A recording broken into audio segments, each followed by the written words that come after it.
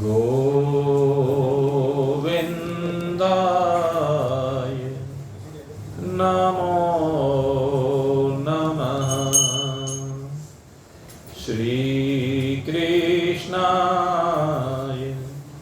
नमो नमः। नारायणाय नमो नमः। श्री गुरुदेव चरण कमलेभ्यो नमो नमः। मातृपितृचरण कमलेभ्यो नमोस्तुते।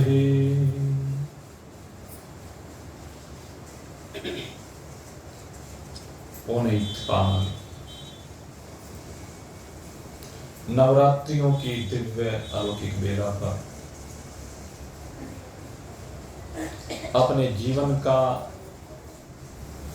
नव निर्माण करने वाले जिज्ञासु वृत्त, आज जो यात्रा प्रथम नवरात्र से प्रारंभ हुई थी, वह यात्रा आज मां भगवती के चरण कमलों के साथ एक रूप होकर के पर्यवसान की ओर प्रस्थान कर रही है।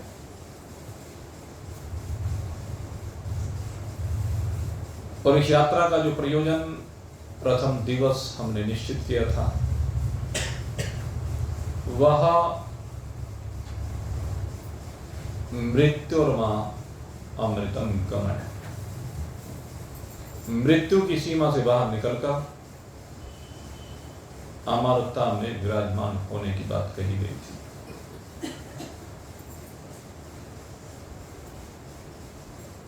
8 दिन तक समस्त साधन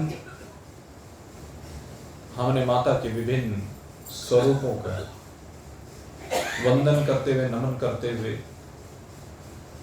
किए हैं। और आज मां सिद्धिदात्री प्रकट हुई थी। आज का दिन सिद्धि प्राप्ति का दिन है, और इस सिद्धि प्राप्ति के दिन आज हम चल रहे हैं मां सावित्री के पुनीत पावन चरण कमलों में। बड़ी सुंदर, बड़ी दिव्य अलौकिक गाथा है, जिसमें किस प्रकार से मृत्यु मुखा प्रमुच्यते, ये जो वेद वाक्य है, इसको सार्थक करके दिखाया है कि कैसे आप मृत्यु के मुख से छूट सकते हैं। केवल कहने की बात नहीं, सिद्ध करके दिखाया। ये सिद्धिदात्री की बात है।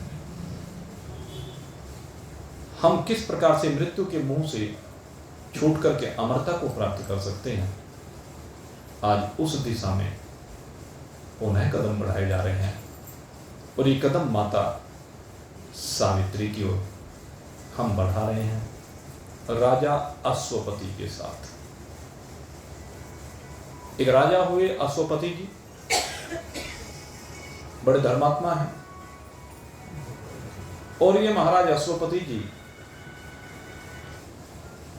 गायत्री का जप गुरुदेव वशिष्ठ जी के कहने से करते रहते हैं, लेकिन बहुत जप तप किया है इन्होंने, और जब तक करने के उपरांत भी इनके यहां कोई संतान नहीं है, निसंतान है। और संतान की वजह से बड़े दुखी रहते हैं। संतान का अभाव सदा खटकता रहता है। अपने गुरुदेव के पास पुनः गए और जाकर कहा, प्रभु मेरे ऊपर कृपा कीजिए। गुरु वशिष्ठ जी ने उनको आदेश दिया कि आप जाइए और 100 वर्ष तक पुष्कर जी में जाकर के तप कीजिए, और वहां पर माता के सावित्री रूप की आराधना कीजिए। महाराज अश्वपति पुष्कर जी में गए 100 वर्ष की साधना की। एक दृष्टांत हमारे गुरुदेव दिया करते थे इस गायत्री और सावित्री की महिमा को। गायत्री और सावित्री ये दोनों हम एक रूप में मानते हैं शास्त्र में। ब्रह्मा जी की धर्म पत्नी सावित्री, और वो यज्ञ का विषय होता है, पुष्कर जी ने देरी की तो उन्होंने गायत्री को वहीं पर उत्पन्न किया। तो गायत्री सावित्री दोनों एक ही हैं। एक बड़ी दिव्य कथा हमारे गुरुदेव बताया करते थे कि जो विद्यारण्य नाम के बड़े दिव्य महान पुरुष हुए हैं, वो गायत्री के बहुत बड़े उपासक थे, और गायत्री का एक पुरस्चरण 24 लाख मंत्रों का होता है। वह धर्मात्मा थे, पुण्यात्मा, लेकिन घर में बहुत अभाव था। खाने को कभी मिल जाता था, कभी नहीं मिल जाता था। इसलिए माँ गायत्री से प्रार्थना करते थे कि किसी तरह से कम इतना हो जाए जिससे कम से कम घर तो चल जाए। लेकिन घर चलता नहीं। एक पुरस्चरण से काम नहीं चला तो दूसरा, दूसरे से नहीं चला तो तीसरा, तीसरे से नहीं चला चौथा, होते होते 24 पुरस्चरण किए। 24 लाख मंत्र गायत्री के, और गायत्री के 24 लाख मंत्र करना कोई साधारण चीज नहीं होती। अगर एक व्यक्ति पुरस्चरण करे 2-3 साल में जाके होते हैं। आपको बताएं, आप लोग घरों में जब गायत्री कराते हैं तो 1.25 लाख गायत्री जब कराते हैं तो 4 पंडित बैठते हैं 8-10 दिन तक, तब जा करके 1.25 लाख पाठ पूरे होते हैं। तो 24 लाख पाठ पूरे होने में कितना समय लगेगा, आप सोच के देख लीजिए। तो ऐसे 24 लाख के 24 पुरस्चरण किए, लेकिन गायत्री प्रसन्न नहीं हो गई थी, उनका भाव जाके नहीं दिया। आखिर बूढ़े हो गए, और बूढ़े होकर के कहने लगे बस भाई अब क्या कर रहा हूं, और उन्होंने संन्यास ले लिया। और संन्यास लेने के बाद उन्होंने एक बड़ा दिव्य ग्रंथ लिखा जिसका नाम है पंचदशी। ये जो पंचदशी ग्रंथ है स्वामी विद्यानंद जी, और इसके ऊपर न जाने कितनी टीकाएं हो चुकी हैं, और वेदांत प्रक्रिया ग्रंथों में सर्वश्रेष्ठ ग्रंथ है। इससे बड़ा कोई ग्रंथ नहीं है। इस बात को जो वेदांत को जानने वाले महान पुरुष हैं वो जानते हैं। आखिर कहते हैं कि जब बिल्कुल बूढ़े हो गए, अब तो चलने की तैयारी है, उस समय पर इनके सामने गायत्री प्रकट हो गई। साक्षात माता गायत्री प्रकट हो गई। और जब माता गायत्री साक्षात इनके सामने प्रकट हो गई तो हंसने लगे। कहने लगे हंसते क्यों महाराज? कहने लगे हंस इसलिए रहा हूं, किस लिए आई है? जब मुझे तेरी आवश्यकता थी तब तो तू आई नहीं, अब मैं तेरा क्या करूं?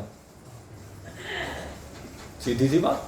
अब पंडित जी ने स्पष्ट कहा, अब मैं तेरा क्या करूं? अब तो मैं बुढ़ापा, अब तो चलने की तैयारी है, अब क्या होगा? अरे जब मेरे जीवन में अभाव था, भूखों मर रहा था, बच्चे पल नहीं रहे थे, तिल तिल करके जी रहा था, तब मैंने तेरे पुरस्चरण किए। अब तू आ रही है, कर्म कब किया, फल देने कब आ रही है तू? और अब तो मैं निरीक्षण हो गया, मुझे कोई आवश्यकता नहीं। पर एक कारण जरूर जानना चाहता हूं कि इतना तप, इतनी साधना करने के बाद भी तू आई क्यों नहीं? इन्हें जानना चाहते हो कि हाँ, इन्हें जा जरा उलट करके पीछे देखो। और जैसे उलट करके पीछे देखा विद्यारण्य जी ने, तो क्या देखा? पीछे धूं धूं करके 24 पहाड़ जलते हुए दिखाई। कहने तो पहाड़ हैं, जल रहे हैं, आग लगी हुई है भयंकर। कहने लगे हाँ, पहाड़ों पर आग लगी हुई है। पर कौन से पहाड़ों पर आग लगी हुई है तुझे मालूम है? कहने नहीं। कहने मैं बताती हूँ। कहने लगे ये 24 पहाड़ है, और ये 24 के 24 पहाड़ तेरे पापों के पहाड़। तेरे पाप इतने इकट्ठे थे जन्म जन्मांतर के कि वो 24 पहाड़ बन गए। जैसे आप वहां जाते हैं ना दिल्ली, तो दिल्ली में कूड़े के पहाड़ बन गए, और दिल्ली में छोड़िए जो शामली में बन गया मैं कूड़े का पहाड़। ये कूड़ा ही तो है पाप हमारा। हमने जो पाप कर्म कर रखे उनके पहाड़ हैं। तो माँ गायत्री कहती है कि पहले तेरे पापों को जलाना वो नितांत आवश्यक था। जब पाप जल गए तभी तो मैं प्रकट होंगी, जब पुण्य आत्मा तो बन गया तभी तो मैं प्रकट होंगी। जब तक तेरे पाप नहीं जलेंगे मैं प्रकट नहीं हो सकती। तो भाई इसी प्रकार से मैं कहता हूँ ये साधनाएं जो होती है ना, इनसे हार नहीं मांगनी चाहिए, डरना नहीं चाहिए, पीछे हटना नहीं चाहिए, बल्कि डट करके सामना करना चाहिए। स्वामी विद्यानंद जी हमें ये बताते हैं कि डट करके सामना करो इनका, घबराइए मत, क्योंकि कर्म करने का अधिकार भगवान ने तुझे दिया है, लेकिन फल का अधिकार तेरे हाथ में नहीं। कर्मण्यवाधिकारस्ते मा फलेषु कदाचन। तेरे हाथ में कर्म करना तो लिखा है, लेकिन फल तेरे हाथ में नहीं है। और फल की तो अभिलाषा भी मत कर, क्योंकि फल में जब सही उपयुक्त समय आएगा उस समय अपने आप व्यवस्था तो ये बन जाएगी। किए जा कर्म की जा, फल की इच्छा मत कर इंसान, जैसे कर्म करेगा वैसा फल देगा भगवान, ये निश्चित है। तो महाराज अश्वपति ने 100 वर्ष तक सावित्री का तप किया उसका, और 100 वर्ष के बाद माता सावित्री उनकी स्तुति से, उनके तप से, उनके ध्यान से, उनके जप से प्रसन्न हो गई। और प्रसन्न होने के बाद माता सावित्री साक्षात प्रकट हो गई। और प्रकट होने पर अब अश्वपति की तो इच्छा संतान की थी, तो माता सावित्री कहने लगी कोई बात नहीं, मैं संतान तो ये दूंगी, और संतान दोनों दूंगी, तुझे बेटा भी दूंगी और बेटी भी दूंगी। तो 2 संतान महाराज अश्वपति के यहां हुई। बेटी का नाम रखा सावित्री, माता सावित्री के नाम पर उस बेटी का नाम सावित्री ही रख दिया गया। और उस सावित्री का विवाह एक महाराज द्युम्न सेन हुए, उनके बेटे सत्यवान के साथ कर दिया। ये सत्यवान वास्तव में सत्यवान है। सत्यवान माने जो सत्य से संयुक्त हो गया, जिसने सत्य को अपने जीवन में समाहित कर लिया है, जिसका जीवन सत्य स्वरूप हो गया, ऐसा सत्यवान है। सत्यवान और सावित्री दोनों साथ साथ रहते। एक बार की बात है, पिता ने कहा कि बेटा पूजा के लिए जाओ और जंगल से फल फूल लेकर के आओ, लकड़ियां लेकर के आओ। उस दिन सत्यवान के साथ साथ सावित्री भी पीछे पीछे चल दी। और सावित्री जब पीछे पीछे चली, सत्यवान पेड़ पर चढ़ा, पेड़ पर चढ़कर के लकड़ियां काटने लगा। और जब पेड़ पर चढ़कर के लकड़ियां काट रहा था तो भाई समय आ गया कि इसके समय का तो कोई भरोसा है नहीं। अब किसका समय कब कहां पर आ जाए इस बात का कोई भरोसा है क्या? उस बात का कोई भरोसा नहीं है। सारे अरमान आंसुओं में बह जाते हैं, सारा किया धरा पानी फिर जाता है, जो इकट्ठा किया सब यहीं रह जाता है।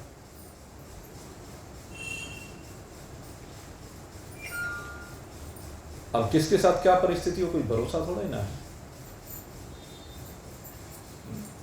सब जो जोड़ जोड़ करके खजाने भरे हैं सब छूट जाते हैं। जोड़ जोड़ तूने भर लिए खजाने, जोड़ जोड़ तूने भर लिए खजाने, फिर भी तृष्णा अड़ी रही, धरे रहे तेरे रंगले बंगले, खाली बारादरी रही। जोड़ जोड़ तूने भर लिए खजान, फिर भी तृष्णा अड़ी रही। धरे रहे तेरे रंगले बंगले, खाली बारादरी रही। एक दिन तो ऐसा ही होना, जब चलने की बारी आएगी, काल बलि का बुलावा आएगा, तमाचा लगेगा, तो सब छोड़ करके जाना पड़ेगा। एक पंडित जी थे, उनकी कथा सुनाई। एक ब्राह्मण गंगा नहा के लगा समाधि लगाने को। एक ब्राह्मण गंगा नहा के लगा समाधि लगाने को। रुद्राक्ष की माला हाथ में लेकर लगा उसे टरकाने को। रुद्राक्ष की माला हाथ में लेकर लगा उसे टरकाने को।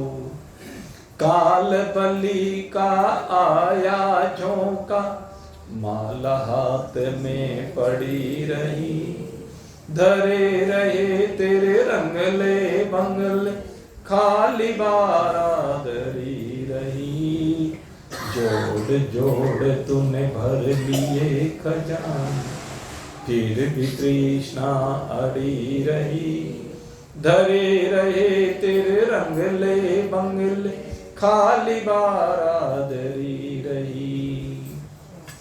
एक सेठ जी बही उठाकर लिखने को तैयार हुए। एक सेठ जी बही उठाकर लिखने को तैयार हुए। काल बलि का लगा तमाचा, सेठ जी ठंडी ठार हुए। काल बलि का लगा तमाचा, सेठ जी ठंडी ठार हुए।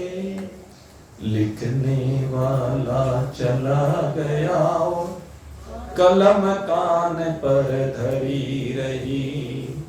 लिखने वाला चला गया और कलम कान पर धरी रही। धरे रहे तेरे रंगले बंगले, खाली बारादरी। और भाई ये घटना तो हमने प्रत्यक्ष अपने घरों में देखी है। दो घटनाएं बिल्कुल ऐसी हमने अपने घर में देखी। बुढ़ाना में वो हमारे बहन के जेठ वो दुकान पर बैठे हुए थे, बिल्कुल ठीक ठाक, भले चंगे। ग्राहक आ रहे थे और वो सामान दे रहे थे, और सामान देते हुए सामान के पैसे देने लगा ग्राहक। और जो नोट उसने दिया, उसका नोट का एक सिरा ग्राहक के हाथ में था और एक सिरा हमारे उन रिश्तेदार के हाथ में था। और यूं ही रह गया, नोट हाथ में ही रह गया दोनों के। तो ऐसी स्थिति बन जाती है, बड़ा दुर्भाग्य। लेकिन भाई काल तो कब कहां किसका आ जाए, इस बात का कोई भरोसा थोड़ा ही ना है। और ऐसी बहुत घटनाएं देखी। यद्यपि शास्त्र कहता है कि ऐसा किसी का अगर अंत समय होता है तो बहुत भाग्यवान का होता है, उसके दृष्टिकोण से। पीछे जो परिवार रह गया वो तो परिस्थिति के ऊपर डिपेंड करता है कि वो किस आयु में गए, पीछे परिवार का क्या होता, वो एक अलग विषय है। लेकिन उस जीव के लिए, क्योंकि वो तो जितनी आयु लेकर आया था वो पूरी हो गई, उसको कुछ नहीं हुआ, कोई बीमारी नहीं, कोई एक्सीडेंट नहीं, कुछ भी तो नहीं घटा। केवल श्वास बाहर निकली, अंदर नहीं गई। इतना ही तो खेल है, इससे ज्यादा खेल कुछ नहीं है मेरे लिए तो। एक बाबूजी टम टम जोड़ के चलने को तैयार हुए। एक बाबूजी टम टम जोड़ के चलने को तैयार हुए। काल बलि का आया झोंका, बाबूजी पर ले पार हुए। काल बलि का आया झोंका, बाबूजी पर ले पार हुए। बाबूजी तो चले गए ओ, बाबूजी तो चले गए ओ, द्वार पे टम टम खड़ी रही। धरे रहे तेरे रंगले बंगल, खाली बारादरी रही, खाली बारादरी रही। एक सुंदरी चढ़ी चुबारे, लगी श्रृंगार बनाने को। एक सुंदरी चढ़ी चुबारे, लगी श्रृंगार बनाने को। सोने वाली सुई उठाई, आंख में सुरमा लाने को। सोने वाली सुई उठाई, आंख में सुरमा लाने को।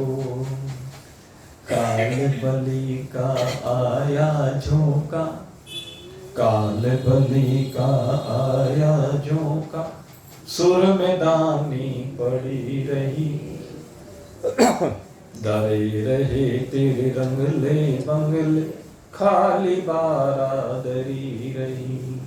जोड़ जोड़ तूने भर लिए खजाने, फिर भी तृष्णा अड़ी रही। धरे रहे तेरे रंगले।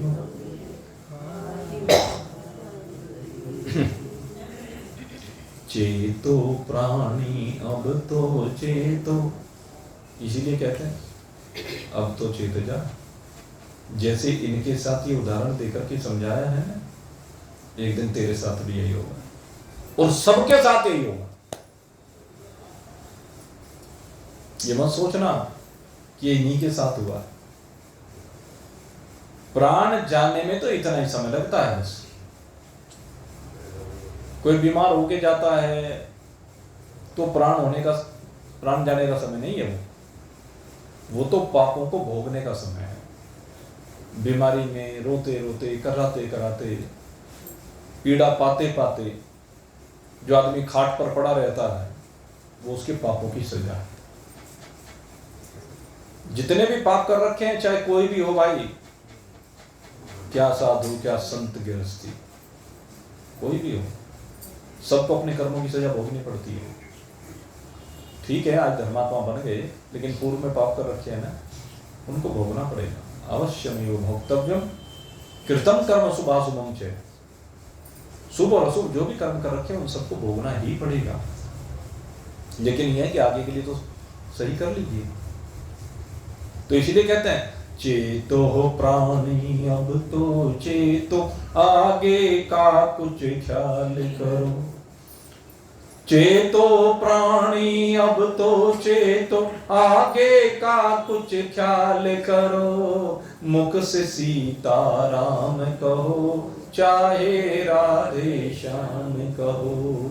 मुख से सीताराम कहो, चाहे राधे श्याम कहो। बाग बगीचे चले गए, बाग बगीचे चले गए, और सदा नहीं फुलवारी रही। धरे रहे तेरे रंगले बंगल, खाली बारादरी रही, खाली बारादरी रही। जी हाँ, चेत जाइए और कभी भी किसी के साथ पाप कर्म मत कीजिए, किसी का बुरा मत कीजिए। यद्यपि संसार की रीति है भाई, पता नहीं संसार की क्या आदत बन गई है। अच्छे व्यक्तियों के साथ भी जो अच्छा करता है उसके साथ भी अपने स्वार्थ के अधीन होकर के कब बुरा कर दे, कब उसके विनाश के बारे में सोचने को भरोसा नहीं। ये प्रकृति की बात है, ऐसी एक घटना आती है। आप जानते हैं न्याय शास्त्र के विद्वान, न्याय शास्त्र के रचयिता गौतम ऋषि, गौतम ऋषि बड़े धर्मात्मा है। एक बार की बात है कि वहां राज्य में अकाल पड़ गया और अकाल भी इतना लंबा पड़ता चला गया कि जीना दूभर हो गया। लेकिन कुछ ब्राह्मण लोग गौतम ऋषि के आश्रम पर आए और वहां कर देखा कि आश्रम हरा भरा है, खूब फल फूल सब चीज की सुविधाएं हैं, किसी चीज की वहां पर कमी नहीं। सारे विश्व में अकाल पड़ा हुआ है, सूखा पड़ा हुआ है, लोग त्राही त्राही कर रहे हैं, भूखे मर रहे हैं। लेकिन गौतम ऋषि के आश्रम पर ये लगता है सब सिद्धि नृत्य कर रही हैं। जब ऐसा देखा, एक ने देखा, उन्होंने दूसरों का, दूसरे ने तीसरे का, तीसरे ने चौथे का, होते होते जितने ब्राह्मण आदि ऋषि आदि जो भी लोग थे वो सब धीरे धीरे गौतम ऋषि के आश्रम पर आ गए। गौतम ऋषि ने सबका स्वागत किया, कहने लगे कोई बात नहीं, स्वागत करो, आप सबका स्वागत है, आइए, यहाँ किसी चीज की कमी नहीं है, भंडार खुले हैं। तो गौतम ऋषि के तप के प्रभाव से सब सुख सुविधा की सामग्री वहां उनको उपलब्ध हो रही है और कई वर्षों तक वो सब लोग गौतम ऋषि के आश्रम पर रहे। गौतम ऋषि ने प्रवचन भी किया, सत्संग किया, उनको भोजन भी कराया, रोज क्षेत्र चल रहा। और उसके बाद क्या हुआ, धीरे धीरे अकाल दूर हो गया। जब अकाल दूर हो गया तो अकाल दूर होने पर वो सब लोग कहने लगे अब तो अकाल दूर हो गया, चलो अपने अपने घरों को, चलो घर छोड़ करके आए थे सब, अपने अपने बाल बच्चों को लेकर के सब अपने अपने घरों को चल दिया। अब अपने अपने घरों को जाने के बाद अब गौतम ऋषि की प्रतिष्ठा तो भाई सारे संसार में फैल गई, उनकी प्रशंसा होने लगी सबको। अब जब सर्वत्र गौतम ऋषि की प्रशंसा होने लगी, उनकी हो नहीं रही, अब मन में द्वेष आ गया। और जब मन में उनके द्वेष आया तो उन्होंने सोचा ये तो गड़बड़ हो गई, ये तो सारा माल अकेला पी रहा, इसकी प्रशंसा तो जैसे वो कल प्रसंग सुनाया था ना, सत्यवादी हरिश्चंद्र की प्रशंसा स्वर्गलोक तक फैल गई, अमरावती में गई तो विश्वामित्र जी तो कुपित हो गए, बड़ी परीक्षाएं ली। तो ऐसे ही वो सोचने लगे भाई कुछ करना चाहिए। तो कुछ लोग तो प्रशंसा कर रहे हैं, भाई प्रशंसा करने वाले कौन लोग थे, वही तो थे जो वहां रह करके गए। जो लोग वहां रह करके उन्होंने प्रशंसा की, लेकिन उन्हीं प्रशंसा करने वालों में कुछ लोग ऐसे भी होते हैं ईर्ष्यालु किस्म के। गुरु जी पहले बता देते हैं ईर्ष्यालु होते हैं। वो जो ईर्ष्यालु किस्म के लोग हैं वो तो अंदर ही अंदर उनसे द्वेष करने लगे, द्रोह करने लगे, कहने लगे भाई इस गौतम ऋषि का कुछ इलाज करना चाहिए। और वे ऐसे लोग आ गए गौतम ऋषि के आश्रम पर, और गौतम ऋषि के आश्रम पर आकर के उन्होंने क्या किया, एक गाय को लेकर के आए। और वो गाय कैसी है, मरणासन, बस जो घड़ी दो घड़ी के मेहमान रह रही है।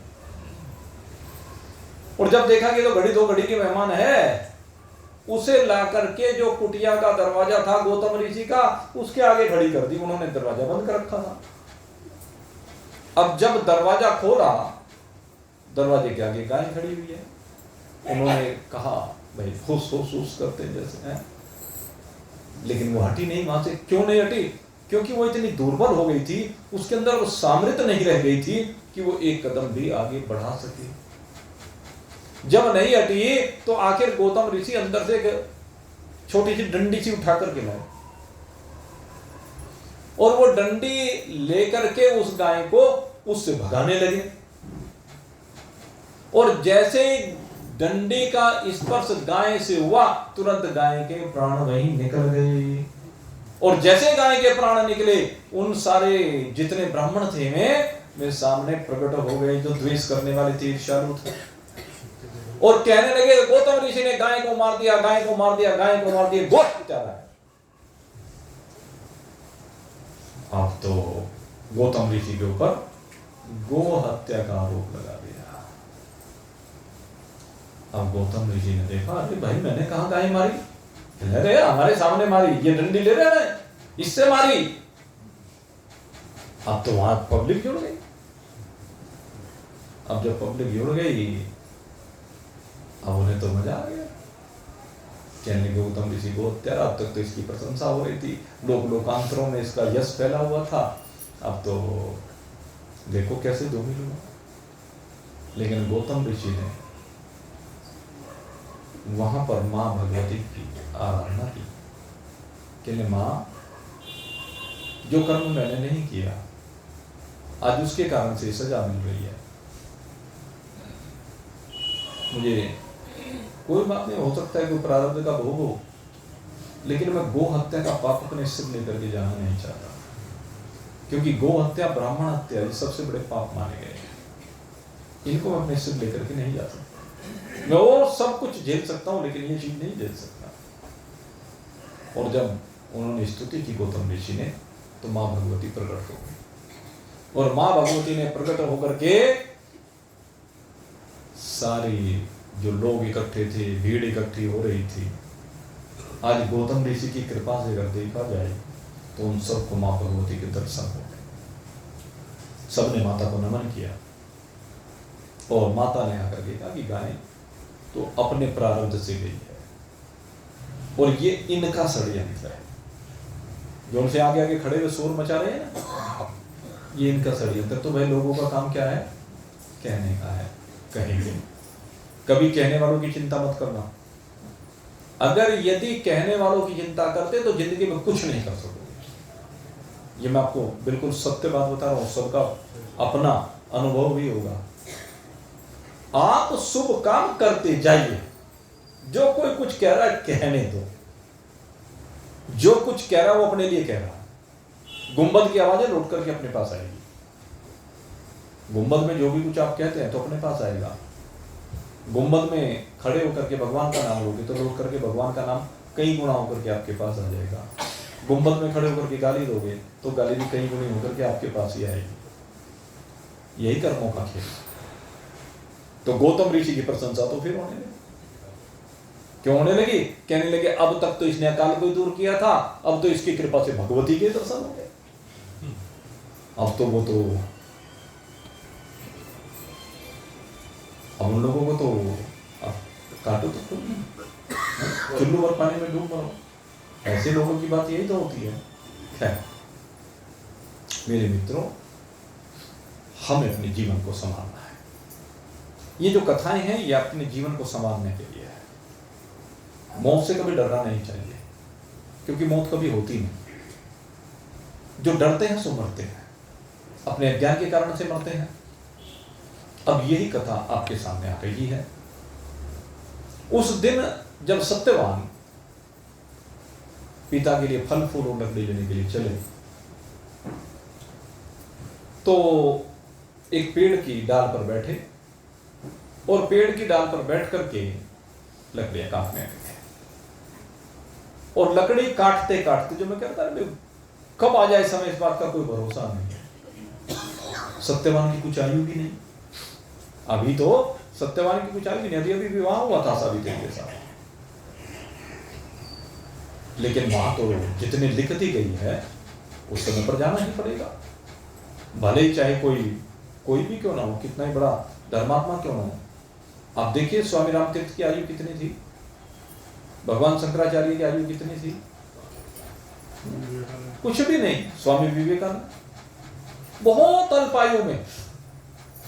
अब ये सब बड़े उच्च कोटि के विद्वान हुए हैं, ब्रह्मनिष्ठ हुए हैं, ब्रह्मविद्ध हुए हैं, और इतने अल्प समय में इतने काम करके भगवान शंकराचार्य जितना काम कोई नहीं कर सकता। जिस समय भगवान शंकराचार्य जी का प्रकटन हुआ उस समय विधर्मियों का पूरा प्रचार हो रहा था। भगवान गौतम बुद्ध का अवतार होने के बाद यहां पर बौद्ध धर्म का प्रचार प्रसार हो रहा था। और आपको बताएं, बौद्ध धर्म एक्सेप्टेबल नहीं शास्त्र में। अगर आप शास्त्र की बात करें, शास्त्र में एक्सेप्टेबल नहीं है कहीं भी।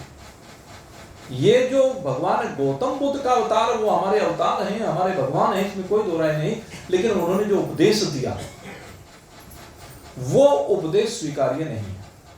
कारण कहते हैं उन्होंने जो उपदेश दिया वो दुष्टों को दिया, उनकी भाषा में दिया, इस कारण से वो शास्त्रोक्त नहीं बन पाया। हमारे 24 अवतारों में बाकी सभी अवतारों, अब तक 22 और अवतार हुए, सब स्वीकार्य हैं, लेकिन गौतम बुद्ध को स्वीकार्य नहीं किया गया। भगवान के रूप में तो स्वीकार किया गया, लेकिन उनकी वाणी को स्वीकार नहीं किया, क्योंकि उनका जो भी उपदेश है वो उन विधर्मियों के लिए था। उन विधर्मियों को उनके तरीके से उपदेश दिया गया था, इसलिए वो शास्त्र सम्मत नहीं है, वेद सम्मत नहीं है, वेद का विरोध है वहां पर। ये मैं आपको एक विशिष्ट बात बता रहा हूं। तो मेरे मित्रों, ये भगवान, ये जो व्यवस्थाएं हैं, भगवान की व्यवस्थाओं के अनुसार हमें ये शरीर मिला है। कब, कितने समय के लिए, ये भरोसा नहीं। भगवान शंकराचार्य का थोड़ा सा शरीर रहा, बहुत कम समय, लेकिन काम इतने करके गए। अगर यदि उनका अवतार ना हुआ होता तो यहाँ पर बुद्धिज्म और जैनिज्म ये दोनों इतने फैल जाते कि यहाँ सनातन नजर ही नहीं आता। केवल भगवान शंकराचार्य ने अवतरित होकर के शास्त्र के सिद्धांत को रखा, वेदांत के रूप को रखा, उसकी वजह से आज हिंदू हैं। आपको बता दें, जो अल्पज्ञ लोग हैं, आज भगवान शंकराचार्य के ऊपर भी बहुत से लोग ऐसे हैं जो टीका टिप्पणी करने वाले हैं, कहते हैं मनुवादी। पता नहीं ये मनुवादी कहने वाले लोग कहां से आए, कौन है, हमारी समझ में नहीं आता।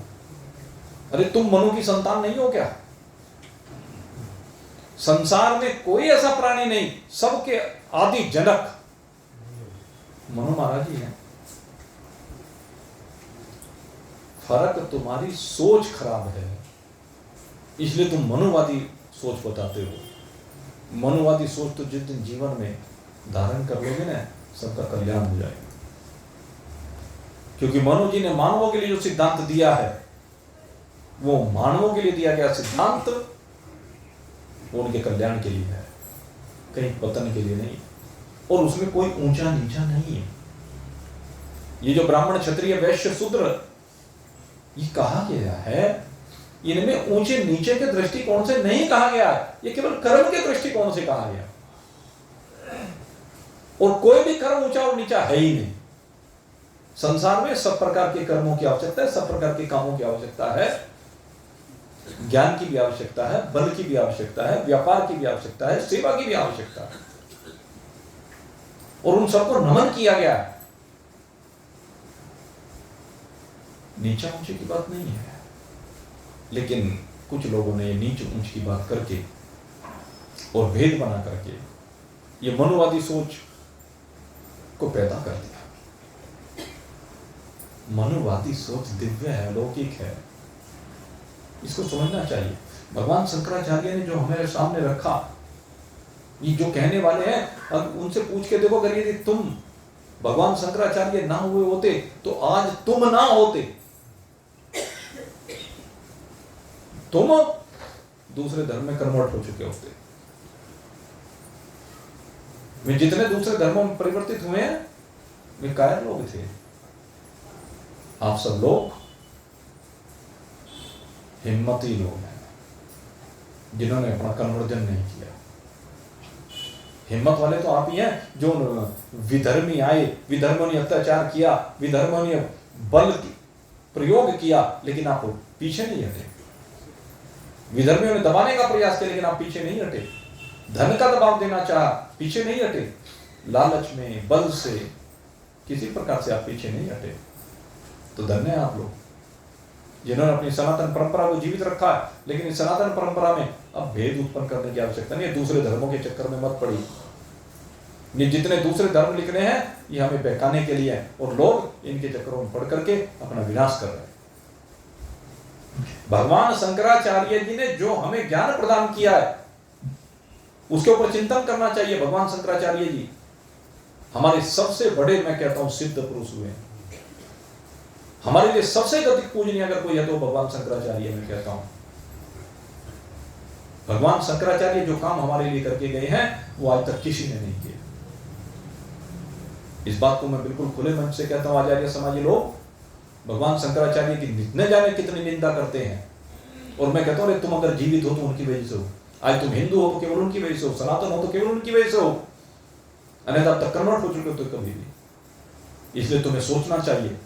स्वामी दयानंद जी ने जो सिद्धांत दिया है, स्वामी दयानंद जी बहुत बड़े समाज सुधारक हुए हैं, उन्होंने बहुत अच्छा कार्य किए हैं, लेकिन तुम जो शंकराचार्य जी के ऊपर आक्षेप लगाते हो ये तुम्हारी अल्प बुद्धि को दर्शाता है, कम बुद्धि को दर्शाता है। शंकराचार्य जी जैसा हमारे ऊपर उपकार करने वाला इस युग में कोई दूसरा नहीं हुआ। भगवान श्री कृष्ण के बाद अगर कोई आता है तो भगवान शंकराचार्य है। इस चीज को हमें समझना चाहिए। और कितनी अल्पायु में आप चिंतन करके देखें, बहुत थोड़ी सी आयु, मेरे ख्याल से 32-36 वर्ष, कोई 32 वर्ष की कुलानी थी, चारों पीठ की स्थापना करके गए, कितना काम किया। आज अगर बद्रिकाश्रम है, हमारा बद्रीनाथ धाम है, तो केवल भगवान शंकराचार्य की देन है। आज अगर ये केदारनाथ है तो केवल भगवान शंकराचार्य की बात वही से है। नहीं तो वो जो दुष्ट चाइना से आते थे, ये आज से नहीं आते हैं, बहुत पहले से आते हैं, क्योंकि सीमा तो वहीं लगी हुई है। उन लोगों ने भगवान की जो स्वरूप वहां पर स्थापित था उसे उठा करके अलकनंदा में फेंक दिया था। भगवान शंकराचार्य हैं जिन्होंने अलकनंदा में प्रवेश करके उस स्वरूप को पुनः ला करके स्थापित किया। तो हम भगवान शंकराचार्य के उपकार को कैसे भूल जाएं? शंकरम शंकराचार्यम केशवम बादरायण सूत्र भाष्यकृतो वंदे भगवन्तः पुनः पुनः ईश्वरो गुरुरात्मेति मूर्ति भेद विभागिनी व्योमवद् व्याप्त देहाय दक्षिणामूर्तये। ऐसे भगवान शंकराचार्य को बार-बार नमन करते हैं। तो ऐसे ऐसे काम किए, लेकिन भाई इस लोक में अपनी लीला को पूर्ण करने के बाद पर्यवसान का समय सबका आता है। तो आज सत्यवान का समय भी आ गया, लकड़ी काटते काटते आ गया, लेकिन आज सावित्री साथ में गई थी। सावित्री सत्यवान के साथ में गई थी। जब लकड़ी काटते काटते सावित्री ने देखा कि सत्यवान वहीं पर गिर पड़े, उन्होंने देखा, साक्षात यमराज जी को देखा, और यमराज जी सत्यवान के प्राण लेकर के चल रहे हैं। सावित्री पीछे पीछे चल दी। ये इतिहास में पहली घटना है, और शायद इसके बाद कोई घटना इस तरह की नहीं हुई।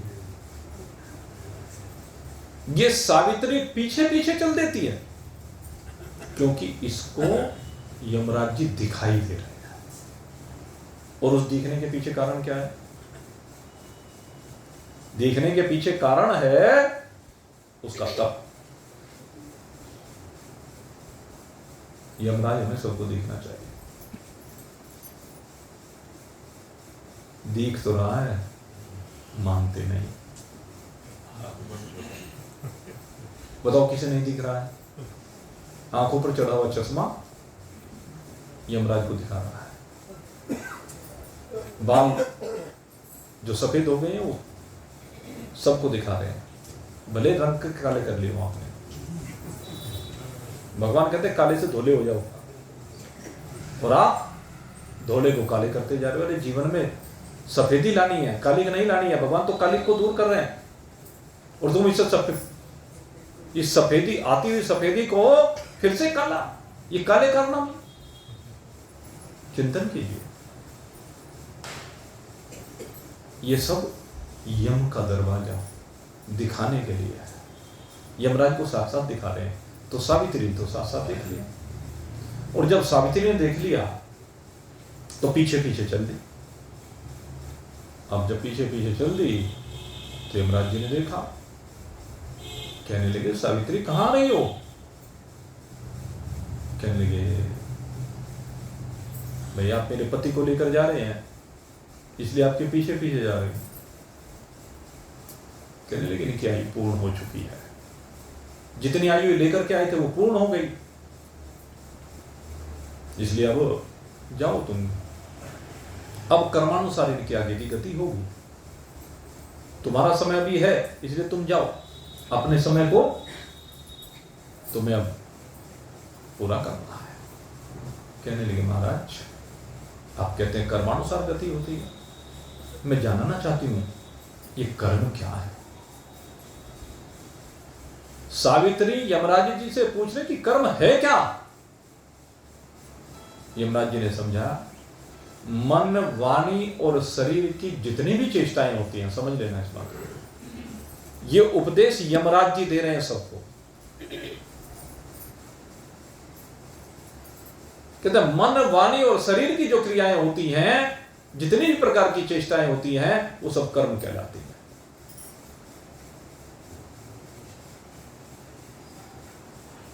कहने लगे ये कर्म है, मान लिया, इसका फल कैसे होता है। कहते देश काल परिस्थितियों के अनुसार होता है। ये देश काल परिस्थितियां कब कैसे, कहते इसका विधान भगवान की व्यवस्था के अनुसार। किसी भी कर्म का फल तत्काल नहीं मिलता है, उसके आने में समय लगता है। जो कर्म आज किया गया उसका फल आज भी आ सकता है, 1 वर्ष में भी आ सकता है, 10 वर्ष में भी आ सकता है, 100 वर्ष में भी आ सकता है, और लाखों वर्ष तक ना। क्योंकि जब तक उस कर्म के फल की, उसके भोग की परिस्थितियां ना बने, तब तक भोग नहीं होगा। कर्मों के फल, और इसमें कहते हैं प्रमाण क्या है, इसमें सिद्धांत क्या है। सावित्री यमराज जी से प्रश्न करते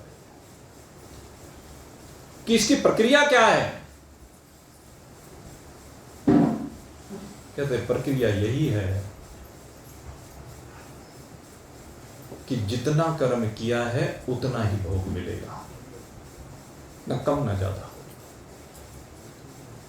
और उस समय पर मिलेगा जब वही परिस्थितियां दोबारा पैदा होंगी। जैसे एक मां बालक को जन्म देती है। अब बालक को जन्म दिया, बालक को जन्म देने के बाद उसने उसकी बहुत सेवा की। एक मां से पूछ करके देखो कि किस प्रकार से वो अपने बालक का पालन करती है। पहले गर्भ के अंदर उसका पालन करती है,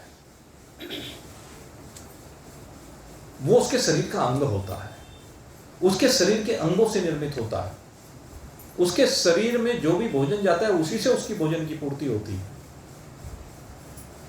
और बाहर आने के बाद जीवन पर्यंत उसके पालन पोषण में लगी रहती है। ये एक मां जानती है कितनी कठिनाइयां, कितना संघर्ष, कितने समझौते मां बाप को करने पड़ते हैं बालकों के लिए। वो अलग बात है कि बड़े होकर के फिर बालक उस चीज को अनुभव ना करें। बचपन में तो सब अनुभव करते हैं, बचपन में तो सबको लगता है मां के अलावा कुछ है ही नहीं। एक बालक का संसार मां तक सीमित होता है, लेकिन जैसे जैसे वो बड़ा होता है उसके संसार में और लोग शामिल होने शुरू हो जाते हैं, और जैसे जैसे और लोग शामिल होते हैं तो मां और पिता में थोड़े कम होने लगते हैं, और जितना बड़ा बाहर का सर्किल होना शुरू हो जाता है तो उसी तरह से वो अटैचमेंट कम होना प्रारंभ हो जाता है। खैर, मैं बात कर रहा था, अब मां ने अपने बेटे के लिए जो कर्म किया, अपने बच्चों के लिए जो कार्य किया, कहते कि मां के ऋण से कभी भी कोई उऋण नहीं हो सकता। क्यों कहा? अब एक मां ने बच्चे को जन्म देने के उपरांत जो उसकी सेवाएं की, गर्भ में पालन किया और यहां पर पालन किया, क्या कोई बच्चा अपने मां बाप का इस तरीके से पालन कर सकता है क्या? है कोई तरीका? नहीं है। तो इसका फल कब आएगा? इसका फल तब आएगा जब वो बालक मां बनेगा और वो मां बालक बन करके उसके उदर में जाएगा। और वो परिस्थितियां कब बनेंगी? इस जन्म में तो बनने से नहीं, न जाने कितने जन्म जन्मांतर बीत जाए। वे परिस्थितियां दोबारा क्रिएट होने में बहुत समय लगता है। यही कर्म का सिद्धांत है, ये विज्ञान है। फल तो मिलेगा, लेकिन कब मिलेगा? एक व्यक्ति ने एक पेड़ लगाया, फलदार पेड़ लगाया, और पेड़ धीरे धीरे बड़ा होने लगा। उसने सींचा, रोपा, खाद पानी दिया, और बड़ा होते होते एक दिन ऐसा आया कि उस पर फल लगने लगे। और जब फल लगने लगे वो व्यक्ति संसार से विदा हो गया। कौन खाएगा उसके फल? उसको तो खाने को नहीं मिले, लेकिन उसके द्वारा किए गए कर्म के कारण से संसार में न जाने किस किस को फल खाने को मिल रहे हैं। अब इस फल का भोग कब मिलेगा? उसमें समय लगेगा। जैसे उसके द्वारा लगाए हुए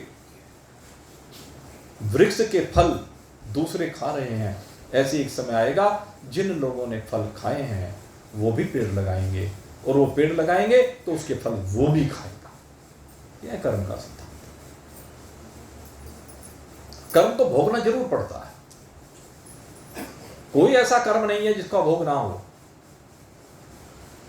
इसलिए हे सावित्री, तुम अब वापस जाओ। ये अपने कर्मों का भोग भोगने के लिए जा रहा है। इसको जाने दो। प्रत्येक जीव अपने कर्मों का भोग भोगता है। कहने लगे आप ठीक कह रहे हैं। ये जीव क्या है? प्रश्न में से प्रश्न निकाल रही है सावित्री। एक जिज्ञासु की बात यही होती है। एक जिज्ञासु जब किसी महान पुरुष की शरण को प्राप्त होता है, तो किसी भी महान पुरुष की शरण को प्राप्त होने पर उसके मन में अनेक प्रकार के संशय आते हैं, अनेक प्रकार के प्रश्न आते हैं, और गुरु उन प्रश्नों के ही उत्तर देता है। जितने भी शास्त्र आपने पढ़े होंगे, और हमारा तो यह अनुभव है कि जितने भी शास्त्र हमने पढ़ाए हैं, हर शास्त्र प्रश्नोत्तर के रूप में है। प्रत्येक शास्त्र में शिष्य का प्रश्न है और गुरु का उत्तर है। अर्जुन ने बहुत से प्रश्न किए। प्रयाण काले च कथम ज्ञेयोऽसि नियतात्मा भी 8वें अध्याय में प्रश्न किया था, प्रयाण काल में आप किस प्रकार से जानने में आते हैं? हमारा प्रयाण काल सुधर जाए, वो क्या तरीका है? भगवान ने कहा, तस्मात् सर्वेषु कालेषु माम् अनुस्मर। तो हर काल में मेरा स्मरण कर। श्वास श्वास पे राम कहे, वृथा श्वास मत खोई, ना जाने या श्वास को आवन होए ना। तो हर काल में मेरा स्मरण करते हुए इस शरीर से संसार की सेवा कर। ये शरीर संसार की सेवा करने के लिए दिया है तुझे, ये निठल्ले रहने के लिए नहीं दिया है। एक क्षण भी कोई भी प्राणी कर्म किए बगैर रह ही नहीं सकता। नहीं कश्चित् क्षणम अपि जातो तिष्ठत कर्म कृतः। लेकिन हम कर क्या रहे हैं, विषय ये है। मन एक क्षण भी शांत नहीं रहता है। जब ये निद्रा में पहुंच जाता है तब जाकर के सुसुप्ति अवस्था में शांत होता है, अन्यथा जागृत में और स्वप्न में हर समय ये चलायमान रहता है। तो कर्म तो हर समय होते हैं, लेकिन हो क्या रहा है ये देखने की बात है। शास्त्र कहता है आलस्य और निद्रा प्रमाद का त्याग करके आप करने योग्य कर्म शास्त्र की विधि के अनुसार नित्य कीजिए, हर क्षण कीजिए। इस शरीर का कुछ होने वाला नहीं, इस काया का कुछ होगा नहीं। ये सब काया मिट्टी में मिल जाएगी। भस्मांतम शरीरम, आखिर में भस्म मात्र शेष रह जाने वाली, उसके अलावा कुछ नहीं है। व्यक्ति के कर्म ही उसके साथ जाते हैं, कर्म के अतिरिक्त और कुछ नहीं जाते। ये जीव यहां से कर्मों को लेकर ही जाएगा। जिन कर्मों का फल नहीं मिला है उन कर्मों को साथ में लेकर के आगे यात्रा करता है, और उन्हीं के आधार पर इसका अगला जन्म निर्धारित होता है। फिर उन कर्मों का भोग भोगता है। और ये कर्म करने की स्वतंत्रता केवल मनुष्य शरीर में, अन्य किसी शरीर में स्वतंत्रता नहीं है। बड़ भाग मानुष तन गाव, सुर दुर्लभ सब ग्रंथन गावा। बड़े भाग्य से केवल मनुष्य का शरीर ऐसा है जो मिला है। अन्यथा कुकर सुकर के शरीर मिल जाओ क्या कर्म बनेगा भाई तुम्हें? वहां केवल भोग है। पशु बन करके खूंटे से बंधा रहेगा, वहां भोग के अलावा कुछ नहीं है, वहां नया कुछ नहीं किया जा सकता। इस मनुष्य शरीर में किए गए कर्मों का भोग ये जीव न जाने कितने जन्मों में भोगता है। ये मत सोच लेना कि केवल एक ही जन्म में पिंड छूट जाएगा, घंटे 2 घंटे में पिंड छूट जाएगा। नहीं, लाखों करोड़ों जन्म तक भी एक शरीर के कर्मों के कारण से लेने पड़ सकते हैं। और उसका प्रमाण बताता हूं आपको। एक मछुआरा है, वो मछुआरा रोज मछली पकड़ता है। सोचिए एक दिन में 100 मछली पकड़ी। अब एक महीने में कितनी हो गई? 3000 हो गई ना। साल भर में 36,000। और पूरी जिंदगी में अगर 50 साल इस काम को किया हो तो 18 लाख हो गई। 18 लाख बार उसे मछली बनना पड़ेगा। कर्म एक जन्म का है, लेकिन भोग 18 लाख जन्मों तक। तभी तो बराबर होगा हिसाब किताब, नहीं तो हिसाब किताब बराबर होने वाला नहीं है। ये जीव ऐसे ही चलता रहेगा। इसलिए कहता हूं कभी किसी के साथ बुरा मत कीजिए, किसी को कटु वचन मत बोलिए, किसी का बुरा करने का विचार मन में आना ही नहीं चाहिए। लेकिन हम हैं कि सुधरते नहीं हैं, कहे बिना रहा जाता नहीं है। ये उत्तेजना ऐसी आती है। मेरे मित्रों, इस उत्तेजना को ही रोकना है, इस क्रोध को ही रोकना है। जिसने क्रोध को रोक लिया, समझ लीजिए उसने आगे के जन्मों की, अनेक जन्मों की श्रृंखला को रोक दिया। न जाने लाखों करोड़ों कष्टों को रोक दिया जिसने क्रोध के ऊपर अंकुश कर लिया। जो किसी को बुरा कहने से बच गया ना, सोचिए, मान लीजिए किसी ने किसी को 10 बार बुरा कहा एक दिन में। अब वही कैलकुलेशन कर लीजिए,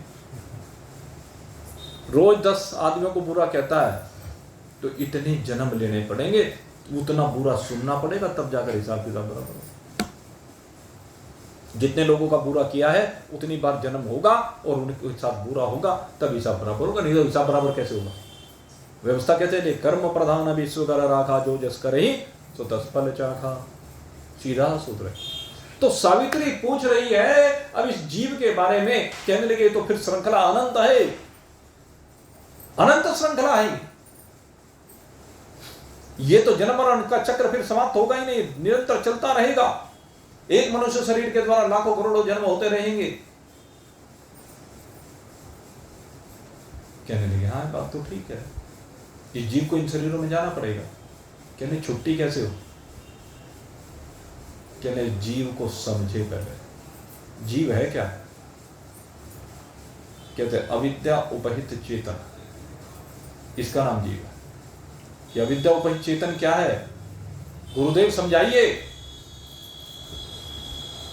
कहने लगे परमात्मा की जो शक्ति है वो जब त्रिगुणात्मक होती है, उस त्रिगुणात्मक में जो मलिन सतोगुणी है उसके साथ जब परमात्मा संयुक्त होता है तो परमात्मा का प्रतिबिंब उसमें पड़ता है। ये जो परमात्मा का प्रतिबिंब पड़ता है, जिसमें पड़ता है, ये 3 चीजें, ये तीनों मिलकर के प्रतिबिंब और जिसमें प्रतिबिंब पड़ता है और परमात्मा, कहने तीनों मिलकर के जीव कहलाता है। और यही जीव न जाने कहां कहां किस किस रूप में भटकता फिरता है। कहने लगे फिर इससे बचने का उपाय क्या है? कहते कर्महीन हो जाए। कर्महीन कहले कर्म ना करें, कहले हाँ कर्म नहीं करना है। फर्क है, कर्म करना नहीं है, कर्म होना है। 2 बातें, एक कर्म किया जाता है, एक कर्म होता है। कहते होता कैसे? कहते प्रकृति के गुणों के द्वारा होता है। जब प्रकृति के गुण गुणों में बरतते हैं, ये सतोगुण रजोगुण तमोगुण आपस में बरतते हैं, प्रकृति के भूत आपस में बरतते हैं, तो कर्म अपने आप हो जाता है। कहले कैसे? कहले हवा चलती है तो वृक्ष से पत्ते अपने आप झड़ जाते हैं। वृक्ष का कोई कर्म नहीं है उसमें।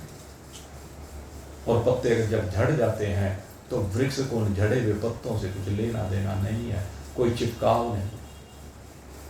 ऐसे ही प्रारब्ध के झोंके से ये शरीर के कर्म पत्तों की भांति उड़ जाएंगे। प्रारब्ध के भोग से सब उड़ते चले जाएंगे, लेकिन कब? जब असंगता हो जाएगी वृक्ष की भांति। वृक्ष चिपका हुआ नहीं है पत्तों से, ऐसी आप चिपके हुए नहीं कर्मों से। आप देखें, उसके दृष्टा बनिए कि जो भी कर्म हो रहा है प्रकृति के गुणों के द्वारा हो रहा है, मैं इसमें कहीं भी करता नहीं हूं, मैं इससे विलग हूं, मैं इसको देखने वाला, इसका साक्षी दृष्टा, इससे अलग हूं। कहने लगे प्रभु ये बात आपने बड़ी अच्छी बताई, असंगता। मैं एक बात और पूछना चाहती हूं कि ये जो जीव हैं किन किन कर्मों के प्रभाव से कैसी कैसी योनि को प्राप्त होते हैं। तो यहां पर यमराज जी ने सावित्री को पूरा कर्म चक्र समझाया है। कहते संसार में किस किस तरह के प्राणी होते हैं, तो कहते हैं एक तो वो हैं जिनकी दुर्गति होती है। अब समझ लेना, एक प्राणी वो है जो आगे दुर्गति को प्राप्त होते हैं। जिसने किसी के साथ बुरा किया वो दुर्गति को प्राप्त होता है, मोटी भाषा में इसको समझ लीजिए। इनको कहते हैं जो शास्त्र के विरुद्ध कर्म करता है, निषिद्ध कर्म करता है। निषिद्ध कर्म शास्त्र ने जिनकी आज्ञा नहीं दी गई है, शास्त्र ने कहीं भी किसी को पाप कर्म करने की आज्ञा नहीं दी, दूसरे को पीड़ा पहुंचाने की आज्ञा नहीं दी है। सबको कहा है शास्त्र ने कि तुम शुभ कर्म करो। और शुभ कर्म कौन से होते हैं? कहते जो अपने लिए नहीं होते, दूसरे के लिए होते हैं। परोपकाराय पुण्याय, क्या है? परोपकार, पर माने दूसरा, दूसरे के ऊपर। ये शरीर दूसरे की सेवा के लिए दिया है। और शरीरों की तो चमड़ी भी काम आ जाती थी, इसकी तो चमड़ी भी काम नहीं आती। चमड़ी की कोई दमड़ी देने वाला नहीं है, ऐसा शरीर है। पंचरचित यह अधम शरीर, अधम इसीलिए कहा गया। पशुओं की चमड़ी के तो जूते बन जाते हैं, मनुष्य की चमड़ी का कुछ नहीं होता, किसी काम की नहीं चमड़ी। ये देह किसी काम की नहीं। अगर कर्म करोगे तो सब काम की है, और नहीं करोगे तो किसी काम की नहीं, बेकार। इसलिए कहा परोपकाराय पुण्याय, ये शरीर परोपकार के लिए मिला है, और परोपकार से बढ़कर के कोई दूसरा पुण्य नहीं है। जो परोपकार करते हैं कहते वही सदगति की ओर जाते हैं। और जो पापाय परपीडनम, जो दूसरों को पाप से संयुक्त होकर के कष्ट देते हैं, वो नीचे हो जाते हैं, अधम योनियों में जाते हैं, रोग कुंभिपाक इत्यादि नरकों में जाते हैं, जहां जाकर के उनको बड़ी यातनाएं सहनी पड़ती हैं, गंदगी खानी पड़ती है, कढ़ाव में पकना पड़ता है, शरीर पर वस्त्र नहीं होता है, नंगे पैर, नंगे शरीर, ककरीले पथरीले कटीले रास्तों पे चलना पड़ता है। लहू लुहान हो जाए तो कोई दवाई लगाने वाला नहीं है। सोच के देखिए एक सांप के बारे में, स्किन तो वो जैसी आपकी ऐसी सांप की, पैर भी नहीं उसके। तो जब धरती पे चलता होगा, ककरीले पथरीले रास्तों पे चलता होगा, क्या कंकड़ चुभती नहीं है? जैसी आपके पैर में कंकड़ चुभती हैं, ऐसी उसके शरीर में चुभती हैं। ये पापों की सजा है, उस सर्प की पापों की सजा है। जब कटीले रास्ते पर जाएगा तो क्या कांटे चुभेंगे? नहीं चुभेंगे, जितने चुभो रखे हैं उतने चुभेंगे।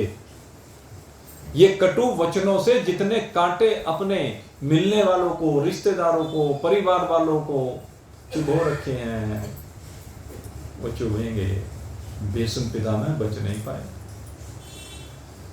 भीष्म पितामह रास्ते में एक सांप पड़ा हुआ था, बाण की नोक से उठाया और पीछे झाड़ियों में फेंक दिया, और जब झाड़ियों में जाकर के नाक पड़ा तो वो कटीली झाड़ियां थी, कांटे उसके शरीर में चुभ गए। जितने कांटे चुभे उतने ही तीर अर्जुन के भीष्म पितामह के शरीर में 40 दिन तक धंसे रहे। वो डॉक्टर नहीं था सर्जरी करने वाला, निकालने वाला था क्या? वो 40 दिन तक पड़े रहे। ये है कर्मों का फल। कोई नहीं बचता है। तो निकृष्ट की बात यह है। और आगे परोपकार की बात है। परोपकार में 2 प्रकार के कर्म आते हैं, एक सकाम कर्म होते हैं, एक निष्काम कर्म होते हैं। सकाम कर्म वे हैं जो इच्छा रख करके किए जाते हैं। हम जब कोई अच्छा काम कर रहे हैं तो ये चाहते हैं कि बदले में हमारा ये भला हो जाए, बदले में हमें ये मिल जाए। ये क्या है? सकाम। सकाम माने इच्छा रखते हुए। तो कहते हैं जो जीवन पर्यंत ऐसे सकाम कर्म करते रहे। मान लीजिए कोई भी शुभ कर्म किया, मान लीजिए आपने पूजा पाठी की, तो बदले में क्या है?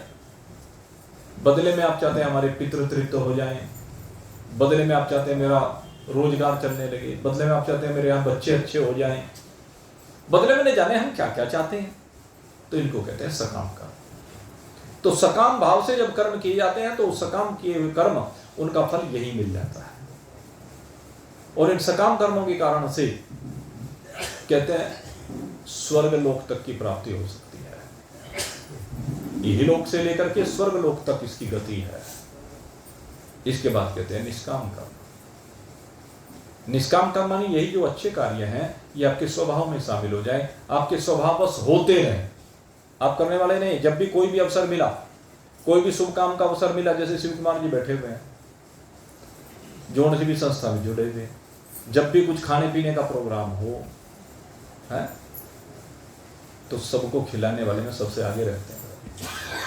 सारी व्यवस्था को देखना, इनके साथ में 2 जने इन्होंने अपने साथ में, एक अगल में एक बगल में, 2 और जोड़ लिए भाई सेवा करने के लिए, तो त्रिमूर्ति हो गए। ये जगमोहन जी, ये पंकज भाई, तो ये सेवा करने के लिए लगे हुए हैं। ये पर्दे के पीछे हैं, व्यवस्थाएं जो कर रहे हैं वो पर्दे के पीछे हैं। अब इनका भाव क्या है बताइए? सेवा का भाव है। आप लोगों से सम्मान चाह रहे हैं क्या? मैं तो उल्टा धमकाता रहता हूं। मैं सही बताता हूं आपको। अब जो काम करने वाला है, अब उससे गड़बड़ तो होगी, गलतियां तो होंगी, हमारे मन के अनुसार नहीं कर पाएगा तो फिर 2-4 शब्द तो कहने पड़ेंगे। लेकिन वास्तव में शिष्य वही है, भक्त वही है, निष्काम वही है जो इन चीजों को सुन सके और सुनने के बाद पीछे ना हटे। इसे कहते हैं निष्कामता। और ऐसे जो निष्काम भक्त होते हैं, भगवान कहते हैं उनको मैं स्वर्ग में नहीं ले जाता। कहते स्वर्ग में जाने से तो पुण्य समाप्त हो जाते हैं, पुण्य क्षीण हो जाते हैं।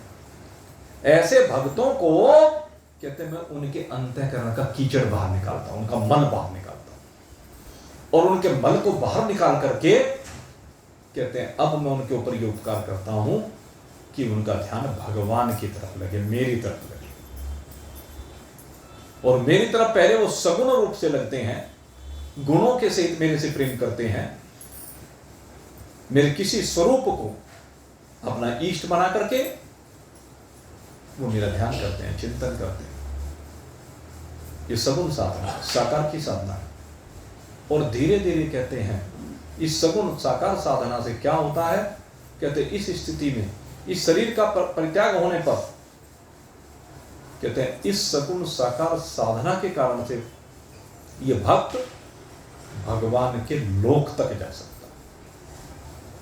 इसकी गति यहां तक है। सगुण साकार साधना में अधिकांशतः हमारे यहां सगुण साकार के ही उपासक हैं, तो उनकी गति कहां तक है? भगवान के लोक तक है। वो है पराकाष्ठा के ऊपर कि वो किस स्तर का भक्त है, कितनी लग्न है, कैसे वो अपने तारों को भगवान से जोड़ रहा। तो इसे कहते हैं सगुण साकार साधना। भगवान तक गति है। इसके बाद बात आती है, कहने सगुण साकार से जो निर्गुण निराकार की ओर बढ़ जाता है। सगुण साकार में भगवान का दर्शन है, भगवान का दास्यत्व है। ध्यान करना मेरे शब्दों के ऊपर। सगुण साकार में भगवान हमारा मालिक है, भगवान के नौकर है, बहुत अच्छी बात है। लेकिन इस साधना के बाद निर्गुण निराकार जब साधना शुरू होती है, तब हम जानना चाहते हैं कि परमात्मा है कौन। अभी तक हमने गुणों में रखा परमात्मा को। परमात्मा सृष्टि को रचने वाला है, पालन करने वाला है, संहार करने वाला है। ये गुणों का खेल है। कहते हैं इससे ऊपर बढ़ो। परमात्मा ये करता क्यों है? परमात्मा में भाषित कैसे हो रहा है? परमात्मा करता भी है कि नहीं करता है? ये तो हमारी मान्यता है। जब इस सीमा से बाहर निकल करके, हम गुणों के खेल से बाहर निकल करके परमात्मा के वास्तविक स्वरूप के ऊपर चिंतन करते हैं, तो निर्गुण उपासना कहलाती है। हम परमात्मा का चिंतन किस रूप में करते हैं कि परमात्मा की महिमा असीम है, परमात्मा अनंत है, परमात्मा अपार है, परमात्मा अखंड है। इस रूप से अभी उस अखंडता को, उस अनंतता को, उस असीमता को, उस सच्चिदानंद रूपता को कोई अनुभूति नहीं है। लेकिन हम सुन करके कहने लगे, मानने भी लगे, तो ये निर्गुण निराकार उपासना कहलाती है। क्योंकि अभी इसमें जी नहीं रहे। इस स्थिति में जो शरीर को छोड़ करके जाता है, भगवान कहते हैं वो पुनः यही आता है। वो किसी लोक विशेष को नहीं जाता, न वो ऊपर के किसी लोक को जाता है जो ऊपर के 7 लोक कहे, भूभ स्वयं है जने तप सत्य, और न ही भगवान के वैकुंठ आदि लोकों को जाता है। अपितु वो यहीं पर लौट करके फिर से आ जाता है, और यहां आकर के इस बार वो जब आता है तो महान पुरुष बन के आता है। अब की बार सामान्य व्यक्तित्व नहीं, बचपन से वैरागी बन करके आता है, और वैरागी बन करके उसके जीवन में वैराग प्रबल होता चला जाता है। संसार के विषयों के प्रति उसका दृष्टिकोण बदल जाता है। वो शब्द स्पर्श रूप रस गंध से बिल्कुल असंग हो जाता है, और अब वो किसी महान पुरुष की शरण में जाता है, और महान पुरुष की शरण में जाकर के अब उसको भगवान के स्वरूप का ज्ञान होना प्रारंभ होता है। अभी हुआ नहीं, अभी भी, लेकिन ये पक्का हो जाता है कि परमात्मा ऐसे हैं। अहम ब्रह्मास्मि का बोध नहीं होता है, लेकिन ब्रह्म है ये बोध तो हो जाता है। ब्रह्म के होने में कोई संशय नहीं रहता है, ब्रह्म है ये बोध हो गया। और ये जो स्थिति होती है इसको कहते हैं परोक्ष ज्ञान। ये स्थिति परोक्ष ज्ञान की कहलाती है। इसके बाद गुरु की कृपा से, अपने परिश्रम से, जब अपने परिश्रम से धीरे धीरे ये बोध होने लगता है कि अहम ब्रह्मास्मि, मैं ब्रह्म हूं, मैं ब्रह्म हूं, मैं ब्रह्म हूं, तो ये अपरोक्ष ज्ञान होता है। और ये अपरोक्ष ज्ञान होते ही महावाक्यों का विवेक करने पर अपने सहित चराचर जगत में एक ब्रह्म के अतिरिक्त और कुछ भी दृष्टिगोचर नहीं होता। तो यमराज जी ने सावित्री को यह ज्ञान प्रदान किया। कहते हैं ये वो ज्ञान है जिससे फिर कभी मरना नहीं पड़ता। कहने लगे प्रभु आपने बड़ी कृपा की, आपकी कृपा से आज मुझे वो ज्ञान हुआ है। और यमाष्टक के द्वारा यमराज की स्तुति की है यहाँ सावित्री ने। और जब सावित्री ने स्तुति की यमाष्टक के द्वारा, कहने लगे वाह सावित्री कि धन्य है तू। और आज मैं समझ गया हूं ये जो तेरी जिज्ञासा बनी है, आज जो तूने मेरे से ब्रह्म ज्ञान प्राप्त किया है, ये तेरे पिता अश्वपति की साधना का परिणाम है। जिन्होंने 100 वर्ष पुष्कर जी में रह करके तपस्या की थी, ये आज उसका परिणाम है। पिता के द्वारा किए गए कार्य आज उसके कारण से तुझे मेरी कृपा से ब्रह्म ज्ञान प्राप्त हुआ है। मैं तेरे ऊपर बड़ा प्रसन्न हूं, बोल क्या चाहती है। कहते हैं सचमुच में देना चाहते हो कि हाँ। तो कहने लगे मुझे 4 वरदान चाहिए।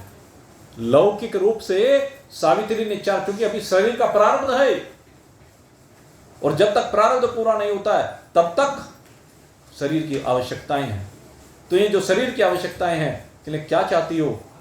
कहने लगे मैं चाहती हूँ कि मुझे सत्यवान से 100 पुत्रों की प्राप्ति हो, और न केवल मुझे 100 पुत्रों की प्राप्ति हो, आप कह रहे हैं मेरे पिताश्री उनके तप का परिणाम है, उनके तप के कारण से मेरे अंदर ये जिज्ञासा हुई है इस ब्रह्म ज्ञान को जानने की। तो मैं चाहती हूं कि मेरे पिता भी 100 पुत्रों वाले हों, और मेरे जो ससुर हैं, मेरे धर्म पिता हैं, जहां पर मैं आई हूं, जहां मेरा सारा जीवन कटना है, मैं चाहती हूं वो नेत्रहीन है, उनके नेत्रों की ज्योति चली गई है। ये सत्यवानी उनके नेत्रों की ज्योति है। हे प्रभु, उन्हें उनके नेत्रों की ज्योति मिल जाए और वो उन्हें राज सिंहासन पर आसीन हो।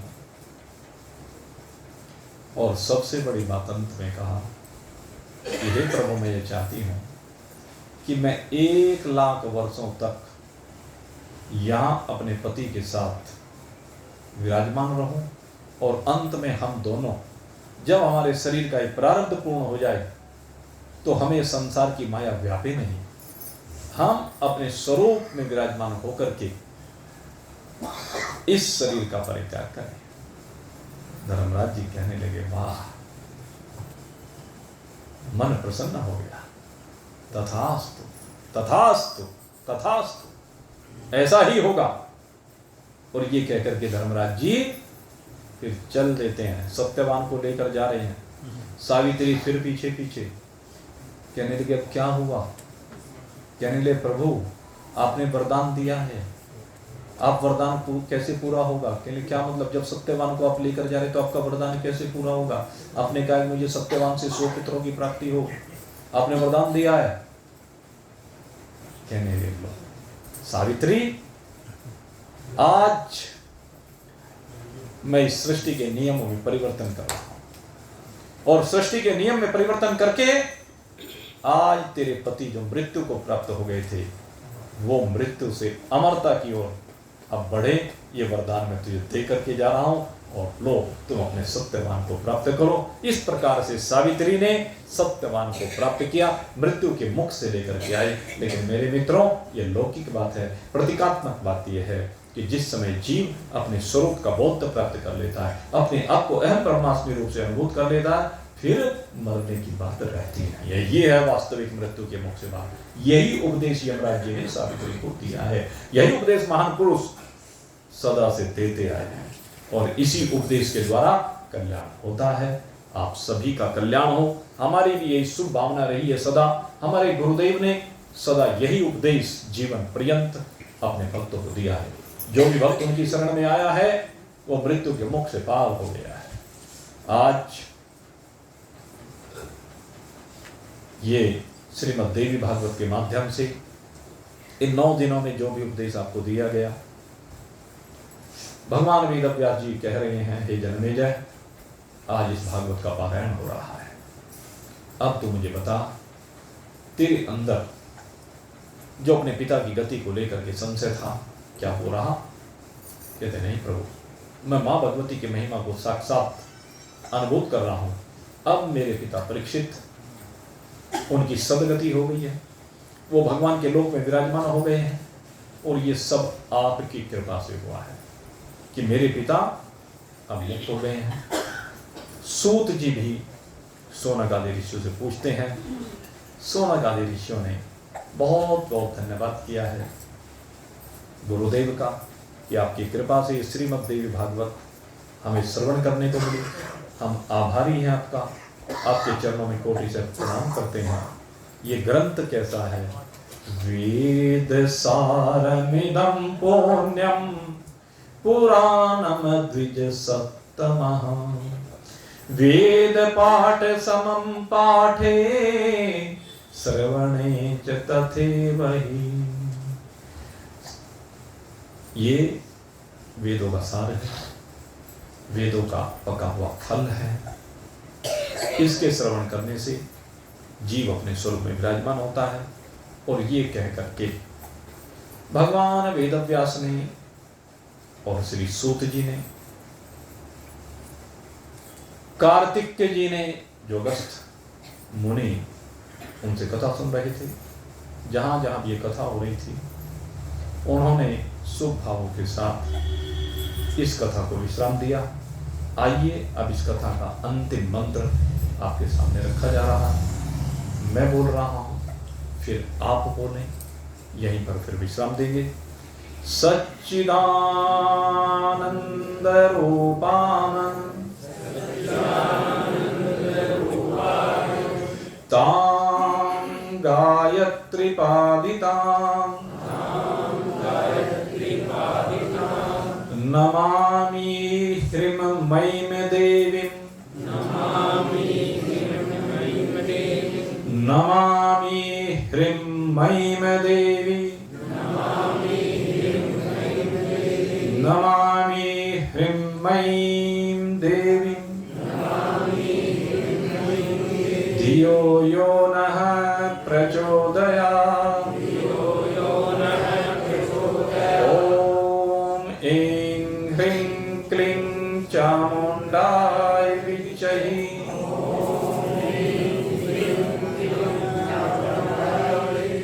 ॐ ऐं ह्रीं क्लीं चामुण्डाय विच्महे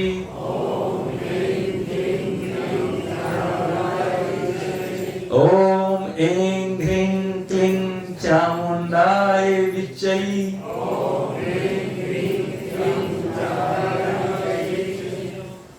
बोल सचिया जोता वाली माता। और यहीं पर हम भी कथा को विश्राम दे रहे हैं आप सभी के लिए, जिन्होंने इस कथा का श्रद्धा के साथ, विश्वास के साथ सेवन किया है। माँ भगवती से प्रार्थना करते हैं कि माँ भगवती उनकी जो भी मनोकामनाएं हैं वो पूर्ण करें। पहले दिन भी मैंने कहा था, सबके अपने अलग अलग प्रयोजन हैं। किसी का प्रयोजन लौकिक है, लेकिन हमारा प्रयोजन केवल आध्यात्मिक है। तो हम तो माँ भगवती से यही प्रार्थना करेंगे आज के दिन कि आप सब इस लौकिक जगत की सीमाओं से बाहर निकल करके पारमार्थिकता में विराजमान होकर के अपनी ब्रह्म स्वरूपता का अपने आप में अनुभव करें। ये ही सबसे बड़ा फल इस कथा का है और ये फल आप सभी को प्राप्त हो। इस कथा में जो भी सहायक बने हैं, सहयोगी बने हैं, उन सभी का हम हृदय से आभार व्यक्त करते हैं। विशेष रूप से ये कथा मैंने तो आपको एक छोटा सा अंश सुनाया है, लेकिन इस कथा का मूल पाठ और समस्त कर्मकांडिक जो प्रक्रियाएं होती हैं, वो चाहे बॉबी भाई के घर पर हुई हो या यहाँ पर हुई हो, वो सभी कार्य हमारे ये विद्वान पंडित जी हिमांशु जी इन्होंने की है। ये निश्चित रूप से इसके लिए साधुवाद के पात्र हैं और प्रारंभिक दिनों में बड़ी विपरीत परिस्थितियों में की है। इनकी तबीयत बहुत खराब थी, लेकिन उसके बावजूद हमारे अनुग्रह को नहीं टाल पाए। मैं भगवान से, माँ भगवती से इनके लिए विशेष रूप से प्रार्थना करता हूँ कि अपना बर्दाश्त सदा इनके शीश पर रखें। ये यजमान परिवार जिसकी भावनाएं सदा शुभ रही है और सदा मन में रहता है कि मैं धार्मिक क्षेत्र में क्या न कर दूं, सदा इनके मन में भाव रहता है। अब जब इनको पता चला कि हमने यहाँ कथा की घोषणा कर दी, मेरे पास आए कि नहीं गुरुजी, ये कथा भी मेरी तरफ से होगी। मैंने कहा भाई देखो बद्रीनाथ में करा दी थी और हर साल आप कथा कराती हो, तो ये अच्छी बात नहीं है। सबका सहयोग रहना चाहिए। और मैं ये नहीं कहता कि आपका सहयोग नहीं रहना चाहिए, लेकिन इस कथा में हम चाहते हैं कि ये कथा सबकी कथा, क्योंकि ट्रस्ट के द्वारा आयोजित है ये कथा, तो हमारी ट्रस्ट के द्वारा आयोजित कथा सबकी कथा होती है। उसमें जो मुख्य यजमान होते हैं वो सबसे मुख्य होते हैं, इसमें कोई दो राय नहीं है, और उसका लाभ भी सबसे ज़्यादा उन्हीं को मिलता है। लेकिन इनकी शुभ भावनाएं देख करके हृदय वास्तव में गदगद हो जाता है, और ये भाव सपत्निक और इनके बच्चों के साथ सभी का सदा बना रहे, ऐसी माँ भगवती से इनके लिए प्रार्थना करता हूँ। ये शुभ कार्यों में सदा आगे बढ़ते रहें, और जीवन में अगर कोई विकार है तो वो विकार माँ भगवती अपनी कृपा से दग्ध कर दे। उन विकारों को दग्ध करके इनके अंदर ऐसी सहन शक्ति दे कि बस ये परमात्मयी बुद्धि रखे, इनका परिवार सुखमय हो, समृद्धि रहे। भगवान से यही प्रार्थना करता हूँ। आप सभी लोग जो हमारे भाई परम प्रिय हैं, हमारे गुरुदेव कहा करते थे भाई आप सब हमारे आत्मस्वरूप हैं, तो वास्तव में आप सब हमारे आत्मस्वरूप हैं, आत्मजन हैं। हमारी आत्मा से विलग आप कुछ भी नहीं है, इसलिए अब आपके लिए अलग से क्या कहा जाए, कुछ नहीं कहा जा सकता है, क्योंकि आप सब में एक ब्रह्म ही बसता है। इसी ब्रह्म सुखता को आप नित्य अनुभव करते रहें। आपके लिए बहुत बहुत शुभकामनाएं हैं। जो जो भी इस कथा में प्रत्यक्ष अप्रत्यक्ष रूप से हेतु बने हैं, उन सभी के लिए हम बहुत बहुत शुभकामना करते हैं। कह रहे थे, मैं उन्हें आप सभी का बहुत बहुत धन्यवाद करते हुए अब बस यहीं पर, क्योंकि समय हो गया है, विलंब न करते हुए कथा को यहीं पर विश्राम दे रहा हूँ। बोलिए सच्चिदानंद भगवान की।